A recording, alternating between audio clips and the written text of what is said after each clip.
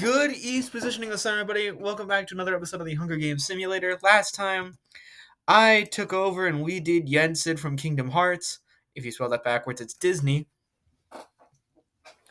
But hey, I'm back, and now, we're gonna go ahead and do Diary of a Wimpy Kid characters, as suggested by Brett Turner. We do have two, potentially three episodes in reserve. So, yeah. In the meantime, Greg Heffley is the main character in this series. Also, a sociopath. Also, is a big fucking threat. In case you don't know, for Christmas characters, as a joke, I put Greg in, considering the Cabin Fever was coming out around that time. And he won that episode. And then it came to the champions of season 3. He didn't win, but he got damn close. He got second place. Man has a winning performance and a runner-up performance and is one of the most solid competitors that this has seen for his third game. So, we're could be in for something. Rowley is the second best character in this series. I love this dude. He's too innocent for his own good, and also Zooey Mama. I had to include that somewhere.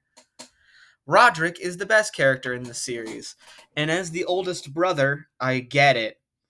Holy shit, dude. I get it. Manny is just a worse version of Greg. Frank is just an older, more responsible version of Roderick, and Susan is an enabler. And that's how you see the dysfunction. Joe, Gary, and Gammy. Gammy's the grandmother to Frank, so great grandmother to these three. Gary and Joe are Frank's brothers. I don't know who Arthur is, but the wiki listed him first, and I was running out of characters. Audra, Veronica, Keiki, Gretchen. Audra, Veronica, Keiki, and Gretchen are all Susan's sisters. Malcolm and Melvin are the kids of Gretchen, and I just thought since they were twins, it would be funny if I gave them the same image. Robert and Linda Jefferson are the parents of Rowley. Fregley is the weird kid that everyone knows down the street. For a while, it was me, and then I matured. Shirag is short. Heather and Holly Hills are is like a main crush of Greg, although Heather's like Roderick aged and Holly is Greg aged. Patty Farrell is the girl who beats the shit out of Greg, so here's hoping she pulls through. And Alex Audra is just smart. Anyways, I've already made it clear that I'm rooting for Rowley and Roderick, much like any sane person in this series would. Let's proceed. As a tribute stand on their podiums, the horn sounds. Alex takes a spear from inside the cornucopia. Roderick takes a spear from inside the cornucopia. Joe shoots a poisonous blow dart into Mr. Jefferson's neck, slowly killing him. Alright, so Mr. Jefferson's the first one to die. Keiki rips a mace out of Gammy's hands. Gary stays at the cornucopia for resources. Patty snatches a bottle of alcohol and a rag. Heather runs away with a lighter and some rope. Fregley rips a mace out of Malcolm's hands. I don't know what's worse, having one of the twins have a mace or Fregley. It's scary either way. Greg scares Susan away from the cornucopia. Frank clutches a first aid kit and runs away. Arthur grabs a backpack, not realizing it's empty. Mrs. Jefferson finds Veronica hiding in the cornucopia and kills her. Riley grabs a shield leaning on the cornucopia. Gretchen runs away. Audra runs away. Holly grabs a sword. Shirag, Manny, and Malvin work together to get as many supplies as possible. Manny and the twins. And one of the twins. Oh boy. That's scary. Arthur scares Roderick off. Alex runs away from Manny. Greg discovers the cave. Susan and Frank work together for the day. Keiki searches for firewood. Shirag makes a wooden spear. Riley makes a slingshot. Gretchen makes a wooden spear. Heather dies of hunger. Joe and Audra fight Gammy and Malvin. Joe and Audra survive. Well, one of the twins is dead. Patty discovers the cave. Malcolm, Fregley, Mrs. Jefferson, and Gary hunt for other tributes. Holly sees smoke rising in the distance, but decides not to investigate. 5 cannon shots can be heard in the... Oh, no! Oh, no! The images didn't change at all. Oops! Well, I guess you're going to have to tell by the text under them. But yeah, 5 cannon shots can be heard in the distance. Mr. Jefferson from District 9. Veronica from District 6. Heather from District 11. Gammy from District 5. And Malvin from District 8. So 5 cannon shots, so we're down to 19 survivors left standing. Here we go. No district out of play. Malcolm Chester's infection. Patty dies from hypothermia. A quarter of the cast is dead. Keiki, Gretchen, Holly, and Roderick sleep in shifts. Fregley and Susan huddle for warmth. Audra receives a hatchet from an unknown sponsor. Rowley cooks his food before putting his fire out. Manny goes to sleep. Arthur receives fresh fruit from an unknown sponsor. Alex receives an explosive from an unknown sponsor. Mrs. Jefferson, Gary, Frank, Shirag, and Greg sleep in shifts as Joe stays awake all night. Day 2. Audra fishes. Rowley ambushes Keiki and kills her. Jeebus! Zooey Mama, Rowley, what? He turned!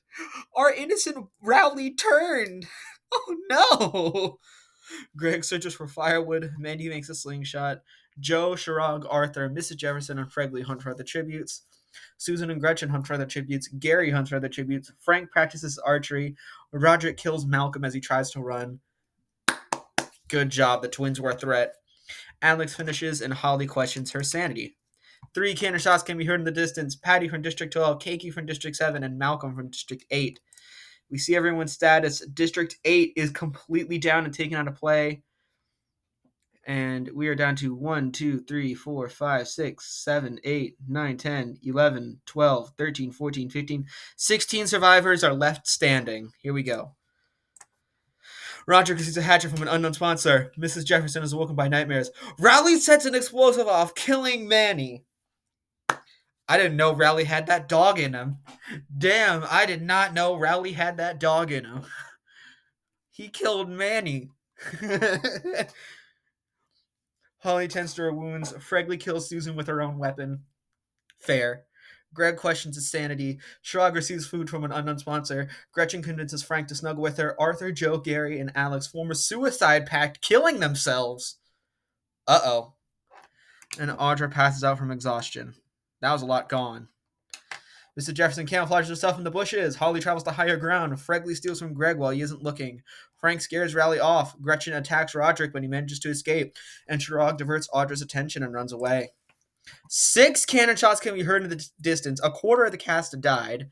Mandy from District 2, Susan from District 3, Arthur from District 5, Joe from District 4, Gary from District 4, and Alex from District 12. With that, Districts 4, 5, 8, and 12 are completely out. We are down to 1, 2, 3, 4, 5, 6, 7, 8, 9, 10. We are down to the top 10 survivors. Top 10, everybody. Greg is still here. Oh boy. Mrs. Jefferson shoots an arrow at Gretchen but misses and kills Holly instead. Rowley and Roderick talk about the tribute still alive. Thank goodness. Okay. Greg, Audra, and Frank sleep in shifts. Fregley and Shirag huddle for warmth. The cornucopia is replenished with food supplies, weapons, and memoirs from the tributes' families. Greg, Shirag, Roderick, Mrs. Jefferson, Gretchen, and Frank all decide not to go to the feast. As Rowley strangles Fregley with a rope, and Audra falls into a pit and dies. Again, Rowley is on a killing streak. Dude, that is so weird. You would not expect a pacifist like Rowley to be killing. Rowley discovers the river. Greg, Gretchen, and Shirag hunt for their tributes. Mr. Jefferson receives medical supplies from an unknown sponsor. Frank thinks about home, and Roderick questions his sanity. 3 cannon shots can be heard in the distance. Holly from District 11, Fregley from District 10, and Audra from District 6. With that being said in mind, Districts 4, 5, 6, 8, 11, and 12 are completely out as we are down to 1, 2, 3, 4, 5, 6, 7 survivors left standing. And Greg is still one of them. Roderick decides to cook his food before putting his fire out. Rowley cries himself to sleep. Shirag loses sight of where he is. Mrs. Jefferson overpowers Greg, killing him. Greg has obtained 1st, 2nd, and 7th. So I guess right now he's the only person who can say he's never received a performance outside of the top 10. Gretchen climbs a tree to rest, and Frank stays awake all night. Shirag thinks about home. Rowley is pricked by thorns of picking berries. Roderick travels to higher ground. Mrs. Jefferson travels to higher ground. Frank sees smoke rising in the distance but decides not to investigate, and Gretchen makes a wooden spear. One cannon shot can be heard in the distance, and it's Greg from District 1. That being said in mind, Districts 4, 5, 8, 11, and 12 are 4, 5, 6, 8, 11, and 12 are completely out, and we should be down to 6. 1, 2, 3, 4, 5. Yeah, top 6 survivors. Greg can't win. Roderick and Mrs. Jefferson run into each other and decide to truce for the night. Chirac destroys Riley's supplies while he's asleep. Frank attempts to start a fire but is unsuccessful. Gretchen tries to sing herself to sleep. I'm thankful that the top 2 surviving Heffleys are the best 2 surviving Heffleys. Roderick severely injures Frank and leaves him to die. Okay, never mind. Mrs. Jefferson diverts Chirag's attention and runs away. Gretchen discovers a river, and Rowley receives medical supplies from an unknown sponsor.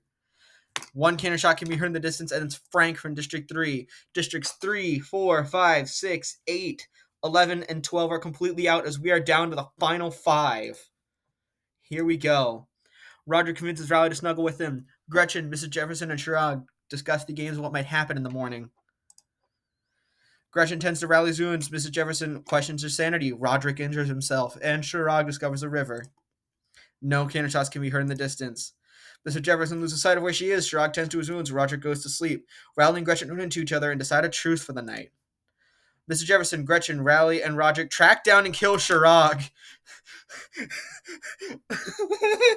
Y'all got something to say. Anyways, one cannon shot can be heard in the distance, which is Chirag from District 10.